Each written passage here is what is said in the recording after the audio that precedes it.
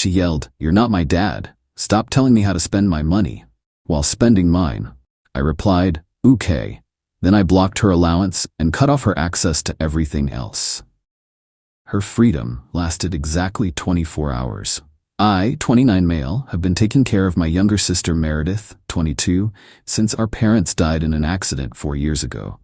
I was 25, fresh out of college with my first real job, suddenly responsible for an 18-year-old. I did my best. Moved us into a bigger apartment, made sure she finished high school, helped her get into college. Set up a system where I covered all her expenses, tuition, rent for her dorm, meal plan, plus $800 a month for personal spending. She has access to a credit card on my account for emergencies and approved purchases. Last week, everything imploded. I'd noticed her spending getting wild lately. Designer clothes, expensive restaurants, concert tickets every weekend. The credit card statement showed $3,200 last month alone. When I texted asking about some charges, she ignored me. Finally caught her at her dorm Friday afternoon. Knocked on her door, her roommate let me in. Meredith was there with her boyfriend Cody, 24M, and another friend, Ash, 22F. "Hey, we need to talk about your spending." She didn't even look up from her phone. "Not now, Derek. We're going out." "Meredith, you spent $3,000 last month on top of your allowance. We agreed the card was for emergencies." That's when she exploded. Jumped up, face red. "Oh my God, you're not my dad. Stop trying to control me." "I'm not trying to control you. I'm asking you to stick to our agreement." "What agreement? The one where you hold money over my head? Where you monitor every little thing I buy? The agreement where I pay for literally everything in your life?" She laughed. Actually laughed. "That's your choice. I didn't ask you to." "You didn't have to ask. You were 18. What was I supposed to do? Maybe treat me like an adult instead of a child. I'm 22. I can make my own decisions about my money." "Your money?" "Yes, my money. The money I use to live my life." Cody decided to jump in. "Yeah man, she's right. Pretty controlling to track her purchases like that." Ash nodded. Super toxic behavior, honestly. I looked at these two idiots, then back at my sister. "Just to be clear, you think the money I earn at my job that I transfer to you becomes your money?" "It's money for me, so yes, it's mine." "God, you're so patriarchal, thinking you can tell me how to spend my money just because." She waved her hand around. "Whatever excuse you have. My excuse is that I earn it, and I need it, for my life, which you chose to support, so stop telling me how to spend my money." I stood there for a good 10 seconds, just processing. 4 years of sacrificing, working overtime, missing opportunities because I needed to be stable for her. And this is where we are. "Okay," she blinked. "Okay, you're right. I'm not your dad. Your money, your life, I'll stop telling you how to spend it." Her face lit up. "Finally, thank you. See, was that so hard?" "Nope, super easy. Have a good night." I left. She was too busy celebrating her victory to notice I didn't say goodbye properly. Went straight home, opened my laptop. Time to set her free. First the credit card. Logged into my account, reported her card as lost. Removed her as an authorized user, done in 5 minutes. Next, the monthly transfer.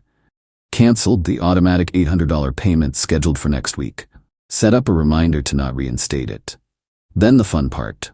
See, I pay for more than just her spending money. Her dorm room, lease is in my name, she's listed as occupant. Her meal plan, paid through my account. Her phone, on my family plan. Her car insurance, she's on my policy. Netflix, Spotify, everything. All on my accounts. But hey, I'm not her dad. She's an adult making her own decisions with her own money, so I started making some adult decisions too. Phone plan. Scheduled her line for disconnection in 48 hours. Streaming services. Password changes across the board. Car insurance. Sent email to remove her effective Monday. Dorm and meal plan were prepaid for the semester, so those would have to wait. Felt weirdly calm, like when you finally decide to throw out something broken you've been trying to fix for too long. Got a text around midnight. "Card declined at restaurant. Is there a problem with the account?" I replied, "Nope, all good on my end. Have a good night." Her freedom started at 6 p.m. Friday when I left her dorm. Let's see how long it lasts.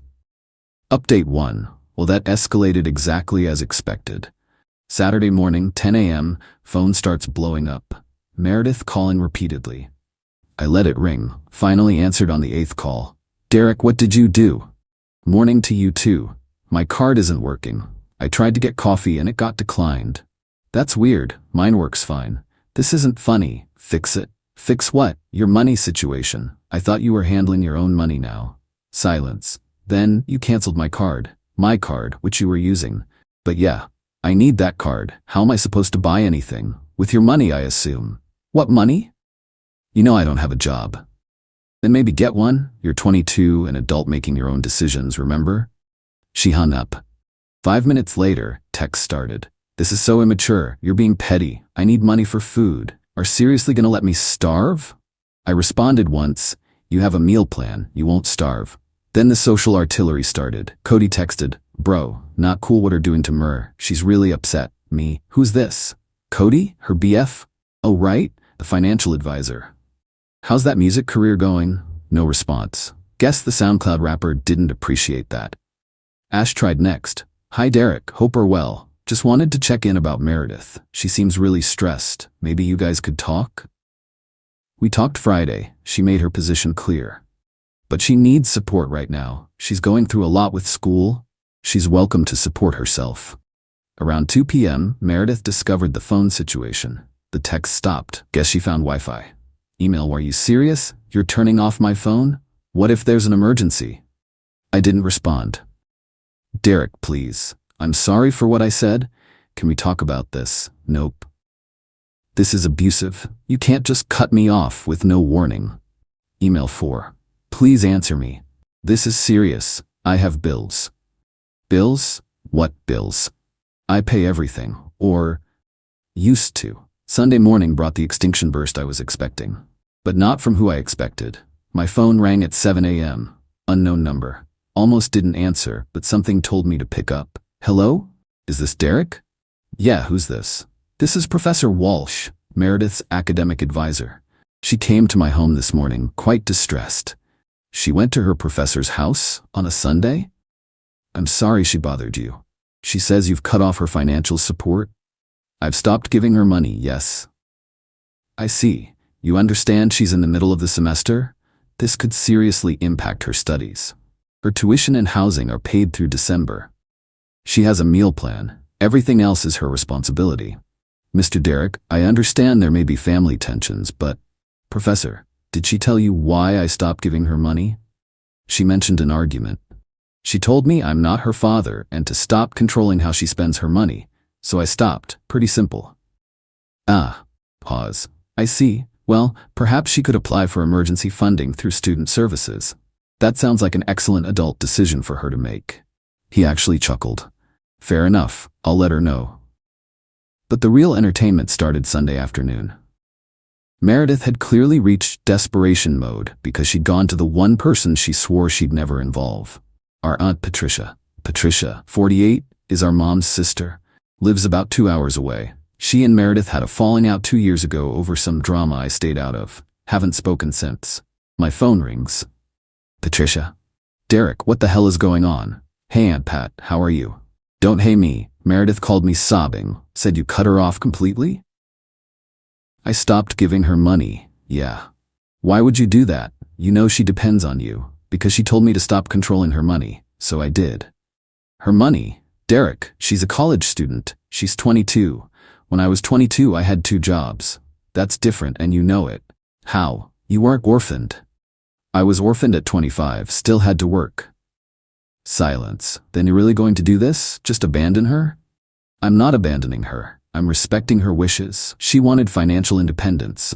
I'm giving it to her. She's going to have to drop out. No, she won't. This semester is paid. She has 3 months to figure out next semester. Derek, please. She's your sister. And I love her, which is why I'm teaching her this lesson now at 22, instead of letting her learn it at 32. Patricia huffed. Fine, I'll send her money myself. Your choice. How much you thinking? I what? Well, she spends about $4,000 a month, so if you're taking over, that's $48K a year, plus tuition, housing, insurance. Long pause. $4,000 a month? Yep, check her Instagram, it's all designer stuff and bottle service. I can't afford that. Neither can I, apparently. But hey, good luck. She hung up. An hour later, Meredith emailed, thanks for turning Aunt Pat against me too. Real mature. The Sunday evening spiral was almost sad. almost. Email 8:45 p.m. Derek, I need to pay for a Uber to get back to campus. Please just send $20. Email 9. Never mind, got a ride, but I need to talk to you. Email 10. My roommate says I'm being kicked out of the room? Is this true? Oh, right.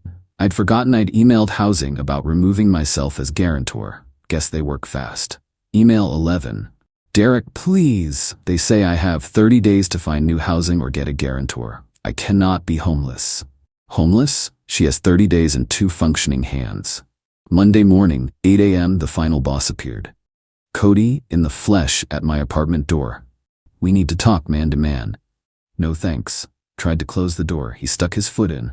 Seriously, bro, this is messed up. Move your foot or I call the cops. Just hear me out. Meredith is falling apart. She hasn't eaten in 2 days. She has a meal plan. The dining hall it's embarrassing for her. Everyone knows she got cut off. How would everyone know unless she told them? He pushed past me into my apartment. Bold move. Look, I get it. She was disrespectful, but this punishment is too much. It's not a punishment. It's what she asked for. She didn't ask to be homeless. She's not homeless. She has 30 days to figure it out. You know, like an adult. Bro, be real. She can't get a job and keep her grades up. Millions of students do it every day, but she's not used to that. She's special. I laughed. Couldn't help it. Special? How? She's been through trauma. Losing your parents. I lost the same parents, still went to work the next week. His face got red. That's cold, man. Ice cold. You're supposed to take care of her. According to who? According to family. To basic human decency. She has a warm bed, food available, and 30 days to get a job. That's more than most people get. She'll have to drop out, or get loans, or work, or budget, adult stuff. He stepped closer. Trying to intimidate me, I guess. This SoundCloud revolutionary weighing maybe 140 pounds soaking wet. You're gonna regret this when she's on the streets. She won't be on the streets. She'll be at her job, or in a cheaper dorm. Or maybe with you, you could support her. His face went pale. I'm an artist. I don't have that kind of money. But you have opinions on how I spend mine. Interesting. He stormed out, slammed my door. Real mature. The emails kept coming all Monday. I got a job interview at the campus bookstore. Happy now? Minimum wage won't even cover my textbooks. Ash's parents might let me stay with them for winter break, since I'm homeless. I hope you know you've ruined my life. Tuesday morning, the phone disconnection hit. The emails stopped. Radio silence. For about 6 hours. Then I got a call from an unknown number. Let it go to voicemail. Mr. Derek? This is Jamie from Campus Bookstore. Your sister listed you as a reference for her job application. Just wanted to verify her employment history. She said she worked for your consulting firm for 2 years. If you could call back. Employment history at my non-existent consulting firm? This should be interesting. Final update. The lies started getting creative. I'll give her that. I called the bookstore back. Told them I don't own a consulting firm, and Meredith has never worked for me. They thanked me for my honesty. Guess that job opportunity died quick. Wednesday, she tried a new approach. Showed up at my apartment with a whole presentation, literal PowerPoint on her laptop. Just hear me out, she said when I opened the door. Against my better judgment, I let her in. She looked rough. Designer clothes wrinkled, hair in a messy bun, no makeup. The real Meredith, not the Instagram version. She opened her laptop. First slide. Investment opportunity in Meredith's future.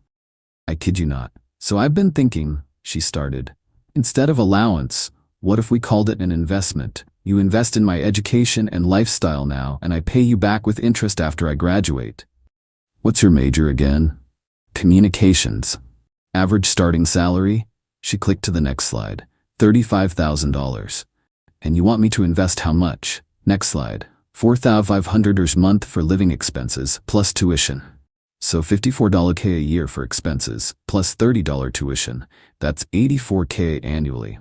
Times 2 more years, $168,000 investment? I'll pay it back. With interest, let's say 5%, that's $175K on a $35K salary? Her face fell. I'll get raises. When's the last time you went to class, Meredith? What? Your classes, when did you last attend? She closed the laptop. That's not, why does that matter? Because I logged into the parent portal, your professors report attendance. You've missed 60% of your classes this semester. I've been dealing with a lot.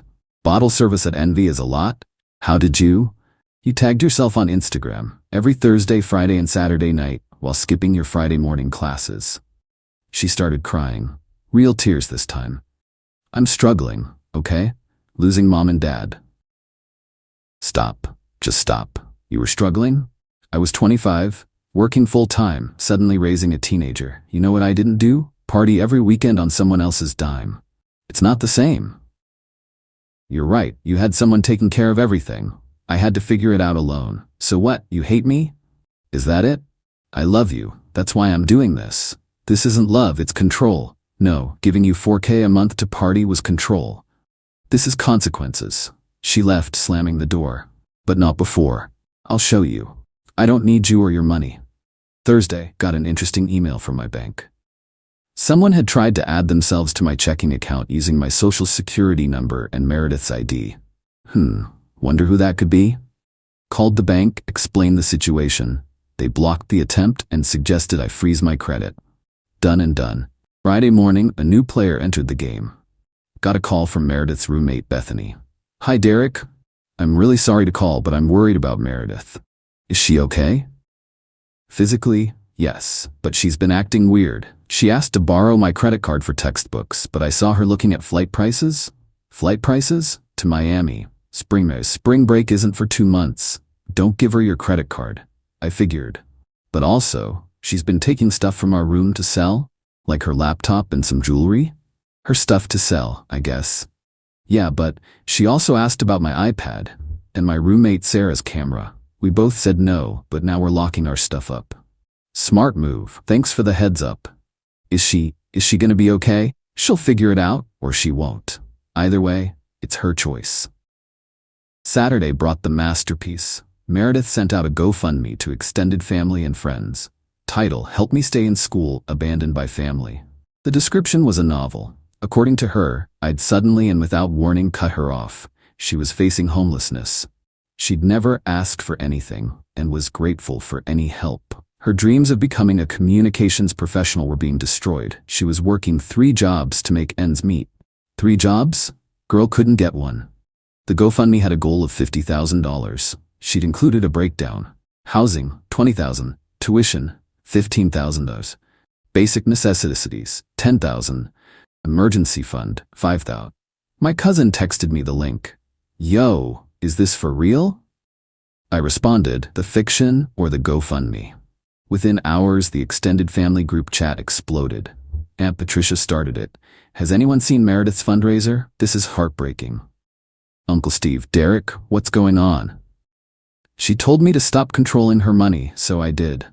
Cousin Lisa, but she says she's homeless? She has 30 days to find housing and a meal plan and all her basic needs covered through December. This is cruel, Derek. Wait, I just looked at her Instagram. Is that a $400 dinner from last week? Cousin Lisa, holy crap, are those Louboutins? The tide turned fast. Someone did the math on her Instagram posts, roughly $30K in luxury goods and experiences in the past 6 months, while claiming poverty. The GoFundMe got to $250 from 3 donations. One was Cody, $50, one was Ash, $25, and one was Anonymous, $175. Then people started commenting, maybe sell those designer bags first? 3 jobs but posting from brunch every day? Communications major who can't communicate honestly? She took it down within 24 hours. Sunday, I get a call from the housing office. Meredith had found a guarantor for her dorm, some guy named Brandon, 28, she'd apparently been dating. News to me, but okay. Monday morning, final update. Meredith sent one last email. Derek, I wanted you to know I figured it out. Brandon is helping with housing, and I got approved for emergency loans for next semester. I also got a job at the campus coffee shop. 20 hours a week. I still think what you did was wrong. I wasn't ready, but I guess that was your point. I'm keeping the job even after the loans come through. Turns out I actually like earning my own money. Who knew? Don't expect me at Thanksgiving. I'm still mad. But maybe Christmas if you apologize. Also, Brandon wants to meet you. I told him absolutely not. You'd probably run a credit check on him. Meredith, P.S. The car insurance thing was petty. I had to take the bus. The bus, Derek, I replied. Proud of you for getting a job. Brandon's credit is his business. Thanksgiving will be here if you change your mind. P.S. I took the bus until I was 26. You'll survive. It's been quiet since then. Her Instagram went private, but Bethany tells me she actually shows up for her shifts at the coffee shop. Still posts fancy dinners sometimes, but less frequently. Brandon's probably footing those bills. Give it 3 months before she tells him he's controlling too. But here's the thing. She's working. She's learning. She's facing actual consequences and adapting. Will it stick? Who knows, but at least now she knows what her money actually looks like. $12 per hour, 20 hours a week, minus taxes. The entitlement isn't gone. That email proves it. She still thinks I should apologize for not funding her luxury lifestyle? But she's working, she's budgeting, she's learning that financial independence means independently earning finances. Her freedom lasted about 24 hours before reality hit. The meltdown lasted about a week. The lesson? That might last forever. Or until Brandon's credit cards max out. Either way, not my problem anymore. I'm not her dad after all.